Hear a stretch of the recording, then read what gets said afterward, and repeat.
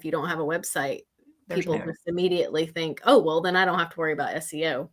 But you do have to worry about SEO because SEO is very important. I'm Exactly. Jess. I'm Julie. You hit record on me in the middle of a monologue. That's all right. So, and today we're talking about SEO. Last week we talked about SEO, sort of a part 101. I wasn't here, so I didn't get to hear. Normally I'd try to tune in. I'm like, if I'm traveling, I still try to tune in, but I didn't get to. It's first one of maybe second one I've ever didn't. So, but I know Jessica killed it. So if anything in this conversation confuses you or feels too advanced, go back and listen to my baby business talk on SEO for beginners.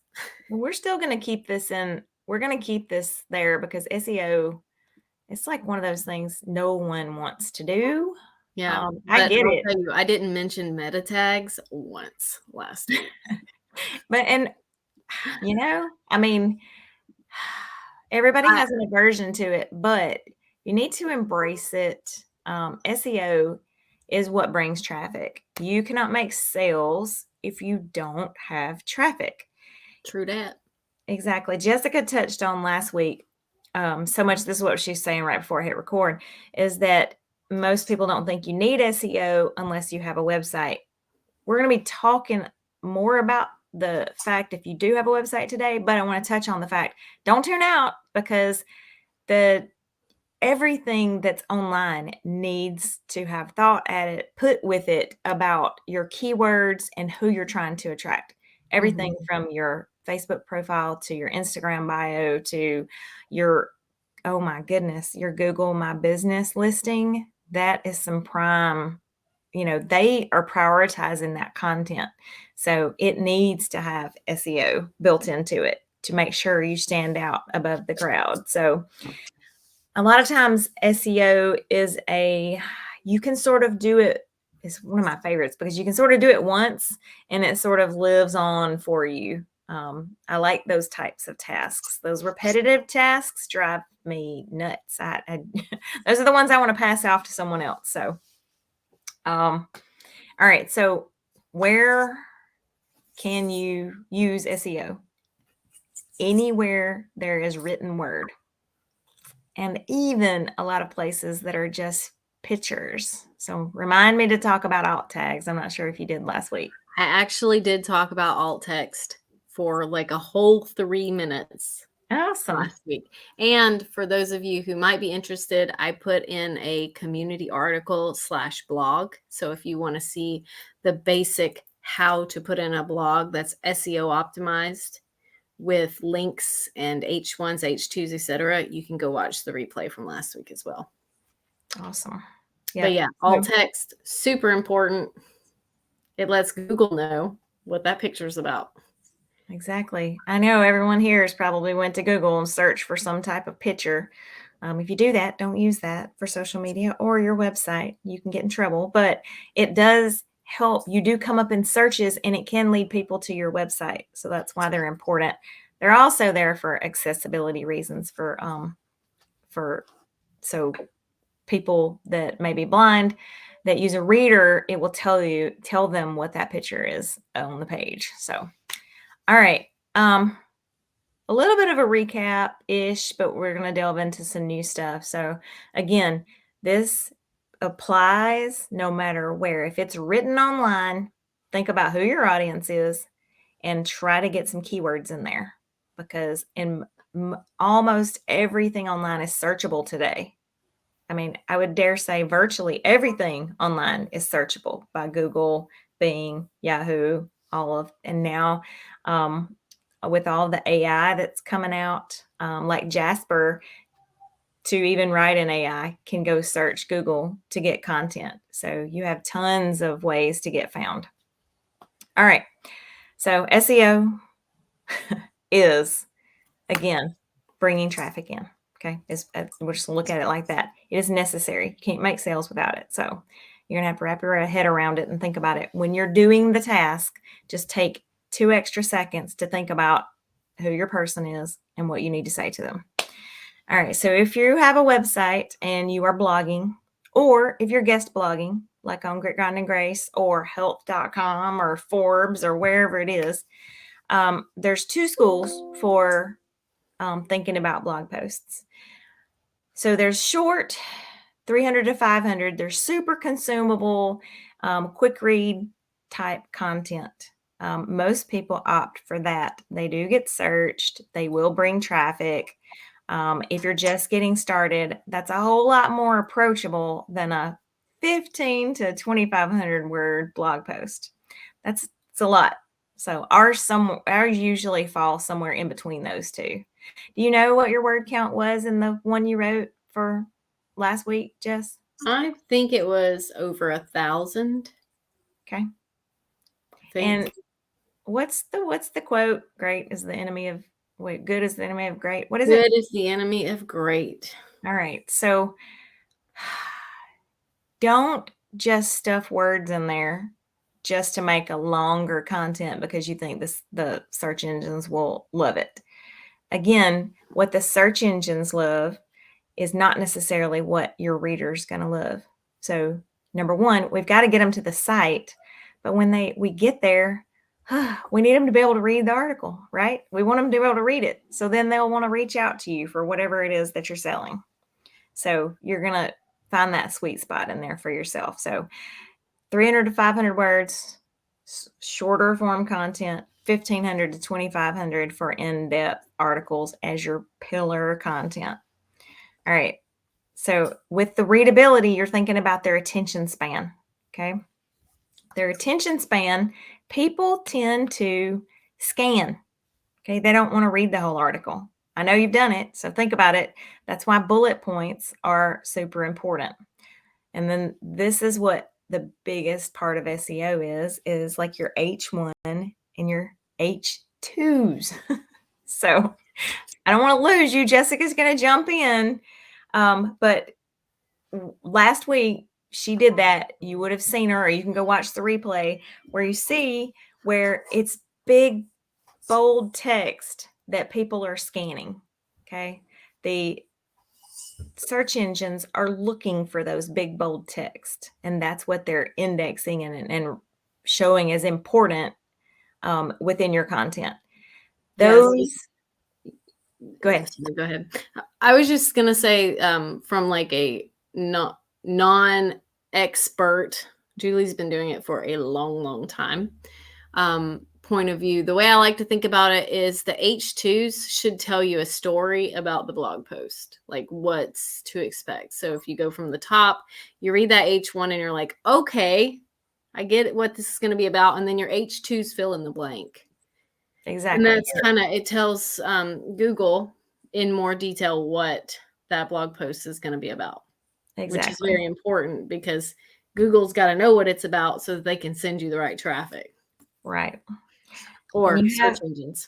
Yep. So the important things to Google, and we're going to say Google, it's all search engines, but Google is like the search engine. So you'll hear me saying Google all the time because that's what, when you do SEO for a living, you're optimizing for Google. So you have your title again. So let's back up because we didn't talk about the title really quick, but your title is what draws people in. And that's synonymous for an H1, right? Your H1 lives on the page. Your title is like the actual title of the blog. They are different. Okay. The H1 is going to be a little bit different version of it that tells exactly what the article is about. Okay. And if it needs to be under 70 characters. We'll probably put this in the replay so that, and if you have a blogging system, like wherever you blog, it typically now will give you that little to stay within this area. So like Kajabi does, to keep it to 70 characters. You'll see that. The H2s, so let's look at it like that. Jessica just said, but imagine it's what they're scanning. That's your bullet points. Is it readable? Do I want to read this? Again, it's very important for the search engines to know as well. And when you get those keywords in there, the search engines will understand what the article's about.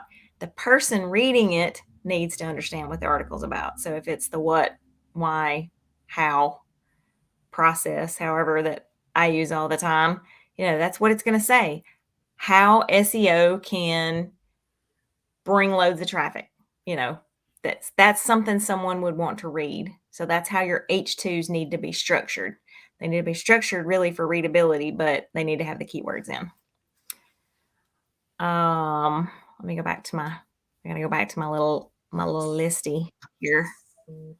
I'm sorry I didn't turn my notifications off. You're gonna hear people. I get to watch the chat today. I had no chat help last week, but if you have questions, be sure to leave them in the chat. Or if you want us to go, you're right here live, so we're going to help you specifically if you have any questions. So make sure that you drop those as we cover some of this material. Exactly. I'm struggling here if I should pull up, all blog. If you've ever blogged, I know Jessica did it last week and she showed what Grit Grind and Grace looked like. They're all pretty much the same. They're going to give you the place to put the title. They're going to give you a place to put the keywords. So they've made it really easy to do the thing today. Back in the day, they didn't make it easy at all. So if they give you a blank, you need to fill it out. How about there's today's takeaway. You need to put something in it that is keyword filled but readable. Yeah, I remember even back when I started blogging in 2014, maybe early 2015, there wasn't even all those blanks to fill in. So it's come a long way in just a few years. It has. So good morning, Tracy. All right, back to my list. So again, people are scanners. So even within your content, this isn't as much an SEO thing, but it's really important because SEO is going to bring the traffic. You have to keep them there with reading the article. So when you've got your title tag, and then you've got your H1 that tells what the article's about. If they don't see that it's something they want to read, they bounce. Maybe they get past that H1 and then they skim and they see the other H2s that are the big headings. Okay, yeah, I need to know about that. All right, I'm going to read. Still, if it's the pillar piece of content or a long form piece of content, your structure of how you write that needs to be something that's easily read. So even breaking those up into bullet points. The main thing is that it is readable and the person gets the aha. They've got considerable time in reading this with today, what's going on today and how fast paced everything is. They're coming for a reason. They've searched something on Google and they've landed there. So you need to give it to them.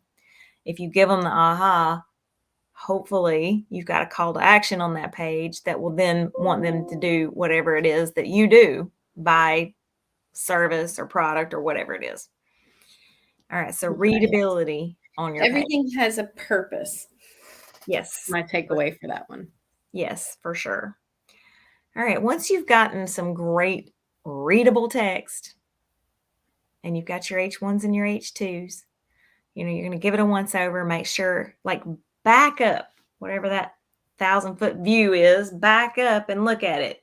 Would you read it? Is it, if it's a bunch of little bitty text, not going to read it.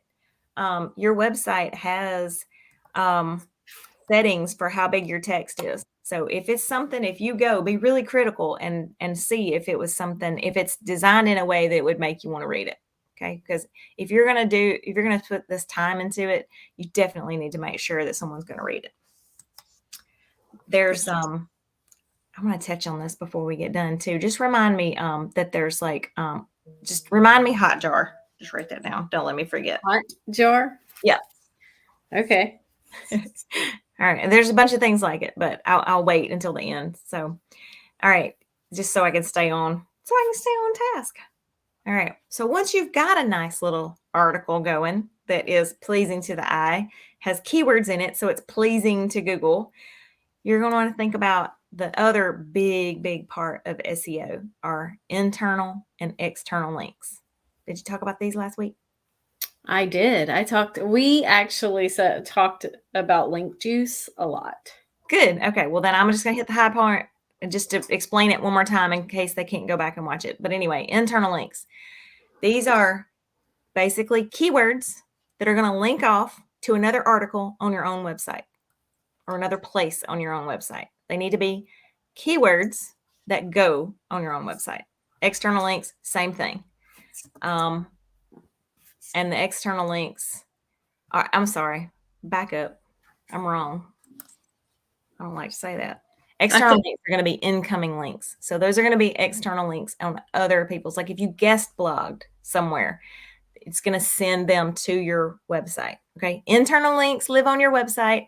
External links are somewhere else pointing to your website to read the article. Okay. All right. So y'all talked about Sorry, that. I missed that. It's okay. There's the main takeaway, because I'm trying to keep this really concise and something that's really doable, is go back and scan your article, find places like what to post as an electrician, link it, send them to another blog that, or your sales page that does that. Okay. So again, you're finding a keyword phrase that gets them where they need to go if they want to know more about that. Like if you want to get access to my suite of tools, learn more here. And then you highlight learn more here. I did show everybody how to do that last week. Good. All right. So one thing I missed are the I was going to see if I know what it is, but your H2s. So I told you your H1 is 70. I want to think the H2 is 70 characters as well, but let me just look at my little notes here. I didn't get a copy of Julie's notes, everybody. So no, right. I think it's 70 as well. I don't know if you talked about H3s, and I'm just going to say all it is just another structure that like goes down. So if you've got a big bullet point, a big topic, and you need to break it down more, tag it as an H3. It looks nice. It's easier for the reader to read. And then Google, it sort of signals to Google that this is more pillar content. So your longer, bigger content gets better SEO value in Google's eyes. So I do want to mention that H3s do have a place as you're building that out. All right, here's the big bad. Everybody talks about metadata, your SEO, the part that's at the very bottom, and no one ever fills it out. Did you fill it out last week? Did you talk about it? So in the community articles, there's not a metadata place. So no, okay. I did fill out the tags, and there was the question, is that the same thing as meta tags? Oh, and I said yes and no. Exactly. The answer is yes. So in Grit, Grind, and Grace, we're creating the SEO for you. It's built into the software. Most blogging platforms don't do that though, or they do. They're going to just take the title and they're going to take your H2s and they're going to build it for you. The reason why you get the extra in your own blog to put at the bottom, so it's like your meta title, your meta description. That meta description, if you don't fill it in, the software or Google just finds at the top of your page and will fill in with the first sentence or two. If you're searching on Google and you're deciding if you're going to read something, that meta description that's in Google is the most important factor of whether they're going to read it or not. Right? Right. And I used to make, before I met Julie, I used to make the mistake of just taking the first 200 characters or 200 words of my blog post and just pasting it into that section because I knew I didn't want to leave it blank, but I didn't really understand the implications of that. So you want to make sure that, as Julie just said, there really should be hey, this is what this is about. This is how it's going to serve you. read it here to get this value, all while keeping in mind like the keywords and things like that. So arguably one of the most important parts. I would say, yeah, I would say, and it's so hard to come back and say what's the most important, because they all sort of work together. But as far as to get the click, 1000%, that's the most important. And just like we've talked about in copy all the time, like writing a sales page, writing an email, when people determine if they're going to read something or not, it has to be what's in it for them. Mm-hmm. That's what they're looking at. Like, and it's going to be like, are you going to answer the question they have? So when you're rewriting that, it should be, I'm trying to think if I could do an example really quick. If your article's about SEO for electricians or social media for electricians, your first on the article, it's going to be a little fluffy. And it's not going to like really hit home. So if you took the first 200 characters or so and put in there. So when you have that captive, like you can say, are you struggling with this? Or electricians need more clients. Social media learn how social media posting, starting at $99 can, pay for itself, whatever. So you got to think about it again. Practice makes perfect, and then I don't know about perfect because no one's perfect, but this gets a lot easier as you go. But think about it from the terms of what would compel you to read your article, and that's what goes there when you boil it down. I was going to say really quick, to get a good idea, go find a competitors and see if you'll know if they've done their SEO or not. So many people don't do it that when you take the time to do it, you're going to rank higher than them because Google sees that you've taken the time to do it. And they're going to be like, well, they care. So that's one of the factors if you fill it out in ranking. All right. Now, sorry, go ahead. Tracy, she said, so a meta tag is just one phrase then, not keywords. They're the same, basically. Your meta tag is a string of keywords or key phrases is what goes there. Yeah. And each tag, like a single tag doesn't have to be one word. It can be a phrase. It shouldn't be one word, actually, because, imagine, or let's use this, for example, social media. Do you know how many posts have the keyword of social media? You're never going to rank up against a Forbes article or a Huffington Post article or a Facebook article on social media. You're just not going to. So you have to get in the mind of your reader and think about, okay, even social media for electricians would have a lot of competition. I would use it, but think about like drilling it down to be a question they would ask, or, even if it's not social media, like getting more clients for electricians or something like that. So it can be key phrases there. Got it. Okay. All right.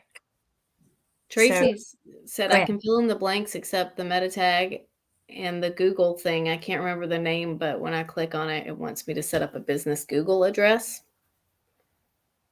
Where? On her I don't know. own? We'll have to see that. Right. But the meta tags, you should not leave that blank. Right. Yeah. And I would say probably 90% of the people out there do. And the fact of taking the time, that step, it's like the last 10%. We just did that. That's the last 10%. That's the part that's going to give you the best bang for your time, is if you fill that out and not just copy and paste what's in the other thing, because that's what most people do. Like, take just a second to say, what would my reader need to know? And it has to have the keywords in it, because again, that part's searchable so that it shows up. And there are three things there: the meta title, meta description, meta tags. Okay. And awesome. Let me see really quick. I had a number, meta tags. I'm going to use my Control F. Hey, Jessica's back this week. She joined me last week. Hey, Jessica.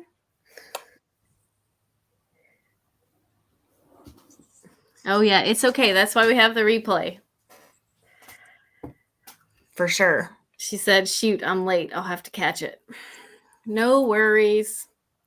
We're continuing our discussion on SEO, but Julie's here giving a little more advanced. Yep. Oh, your meta description. So 5 to 6 meta keywords. We're going to call them meta tags. And then which I'll just leave it at that. Phrases. And then 160 characters on your description. And again, if you can try to get a little call to action in there, you're going to be ahead of the game. So something we probably haven't talked about is like how Google crawls, or the search engines crawl your website. Most people, this is a little, I'm trying to decide. You need to go find out if your website has a sitemap. Okay. If your website doesn't have a sitemap, you might want to go add we might even have to do a little side video on this or something. I don't know that I'd want to do a whole thing on it, but it's pretty important. It shows everything that's on your website. It's like a little menu that shows all of the articles, all of the blogs. And when you have one, it makes it really easy for Google to crawl. You also could, I'm trying to decide what I want to say, so it's not overwhelming. Yeah, Julie's trying to not make it so terrifying. Right. When you have one, it will automatically crawl. If you don't have one, it will still crawl your website. So don't panic. It will crawl it, but you will have a better experience if you have one. If you have one and it's taking forever for something to happen, you can get a Webmaster's Tools account, and you don't have to be a webmaster to do it, and you can submit it. So people that need something to rank really fast, that's sort of a trick to do that. So that's all I'll say on that. All right. And let me make sure that you are aware of another little thing that might be included on your website. So when you build websites, so obviously for blogging, the point is for people to come in on that page, right? You are blogging to bring traffic in.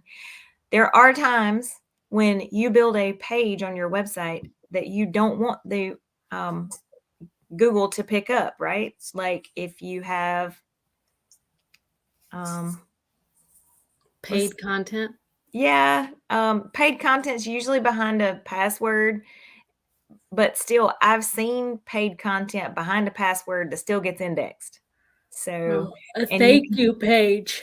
Yeah. So a thank you page is a perfect example. You want, thank you, Jessica, on your thank you page.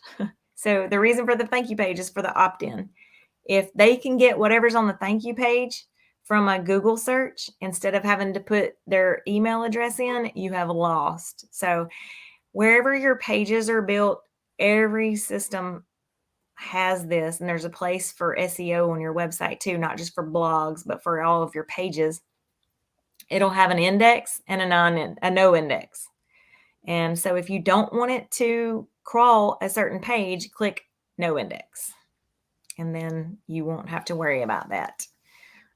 There's a big thing with, people being able to get protected content because someone forgot to click the no index. All right. Marcy said, I would love to know how to create one. I imagine she's either saying a sitemap or a Webmaster Tools account. Okay. The sitemap, there's going to be a plugin, and a lot of the softwares now include it. Like if you have sitemap, that's what she said. Okay. Yeah. If you have Word, oh my gosh, she has WordPress, Wix. Mm-hmm. Oh, let me just look. Cat Whiskers, I think I found the other day, is it like little blocks where you put keywords and phrases in there for each page on your website? That sounds about right. Mm-hmm. I just love our dynamic. Exactly. All right. So in Wix has a SEO. I want to try to see if it's actually included.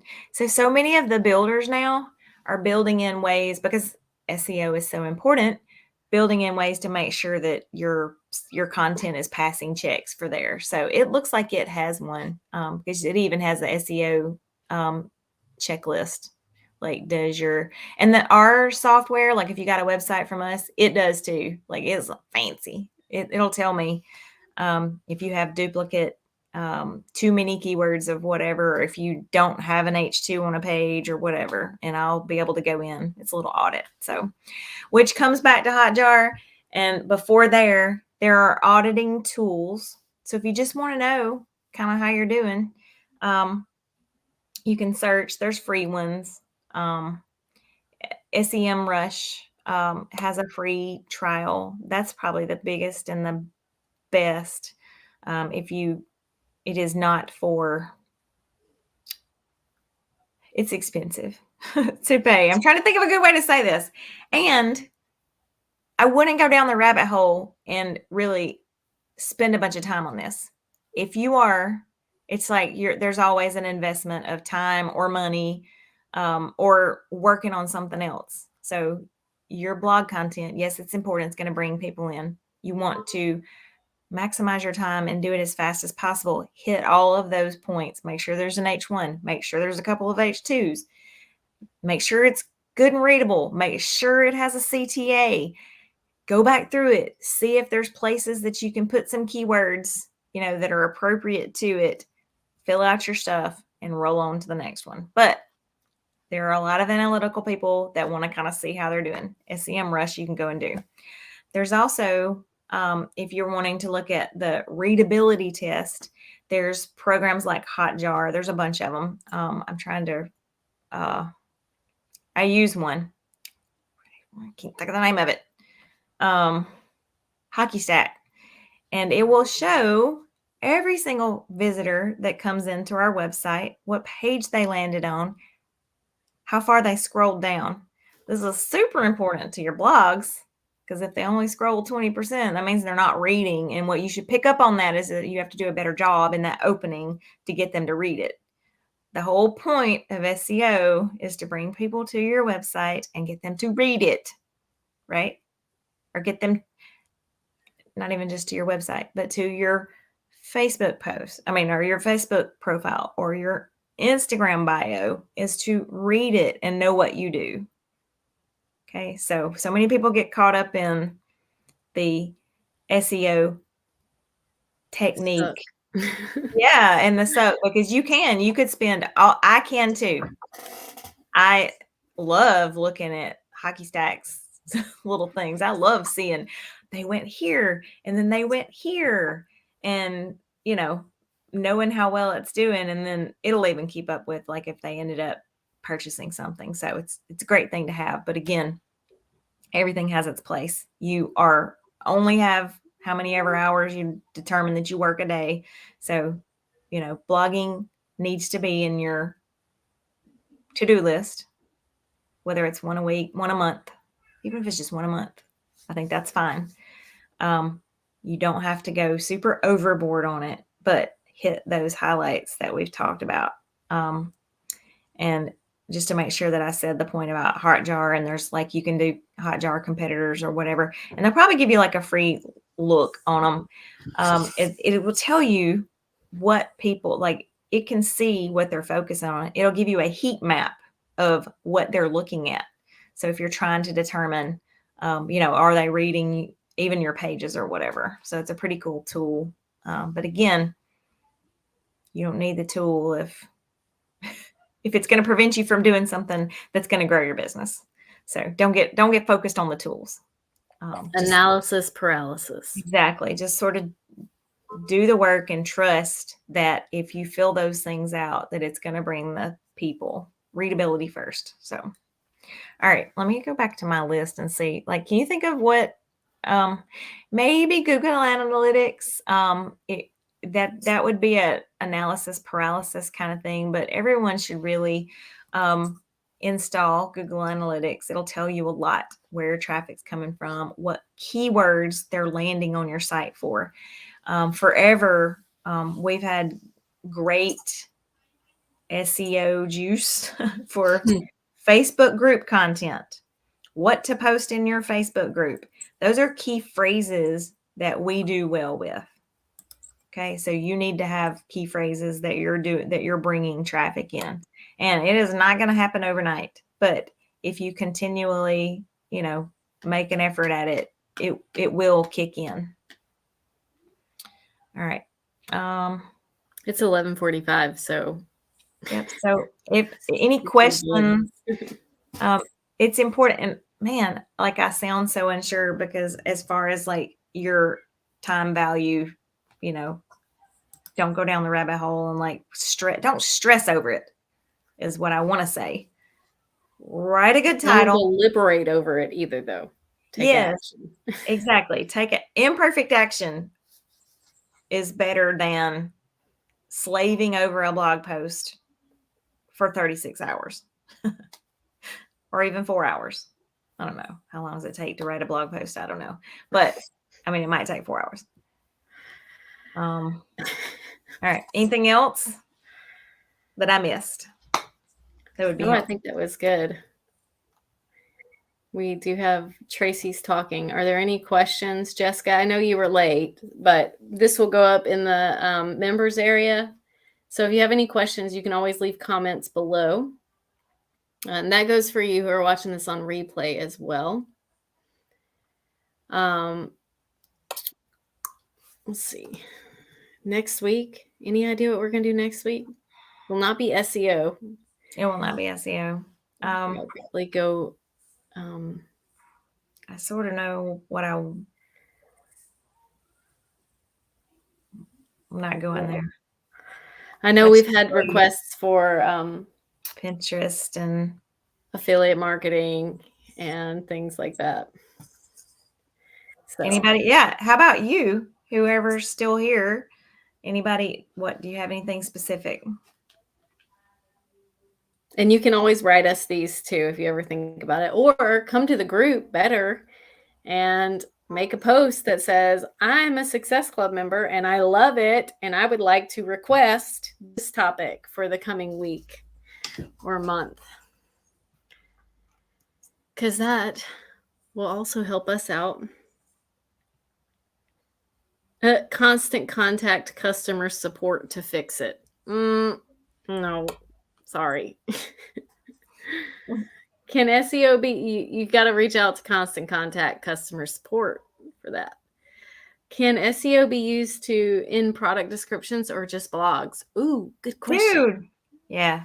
She missed the first part. Go back. So the very first part, was any written word and even images need to have SEO thought put into them. Yep. Okay. So anything you are writing, you're writing for readability first, but you're writing to insert keywords.